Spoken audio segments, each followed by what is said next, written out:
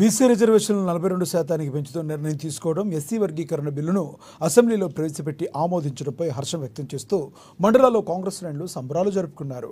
Adilabad rural మండలంలోని ఆపలగూడ, జైనద్ మండలంలోని మేడిగూడ, బేల మండల కేంద్రాల్లో నాయకులు, కార్యకర్తలు కలిసి సీఎం రేవంత్ రెడ్డి, మంత్రులు, అసెంబ్లీ ఇన్ఛార్జి కంది శ్రీనివాసరెడ్డి ఫ్లెక్సీలకు పాలాభిషేకం చేశారు. ఇప్పటికే అనేక సంక్షేమ అభివృద్ధి కార్యక్రమాలతో కాంగ్రెస్ ప్రభుత్వం ప్రణాళికాబద్ధంగా ముందుకెడుతుందన్నారు. అన్ని వర్గాల సంక్షేమే లక్ష్యంగా పనిచేస్తుందని పేర్కొన్నారు.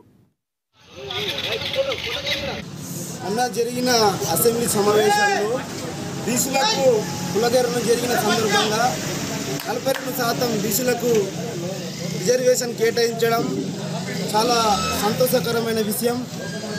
ఉద్యోగుల్లో కానీ రాజకీయ పరంగా కానీ అనేక విధాలుగా బీసీలకు న్యాయం జరిగిందని ఈ సందర్భంగా మేము కోరుతా ఉన్నాం.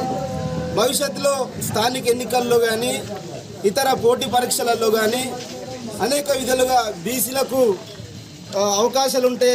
తెలంగాణ రాష్ట్రంలో కాంగ్రెస్ ప్రభుత్వం ఏర్పడి 15 నెలల లోపు మరి ఇక్కడ బీసీ కులగణన, మరి ఎస్సీ వర్గీకరణ, ఇదే కాకుండా ఏదైతే నిరుద్యోగులకు 54,000 ఉద్యోగాలు ఒకే సంవత్సరంలో కల్పించిన సందర్భంగా, అదే కాకుండా ఇప్పుడు నిన్న ఏదైతే రాజీవ్ యువ వికాసం పేరిట ప్రతి చదువుకున్న ఏదైతే నిరుద్యోగులకు 3 లక్షల వరకు వారికి లోన్ ఇవ్వడం అనేది, లోన్ ఇచ్చే ప్రోగ్రాం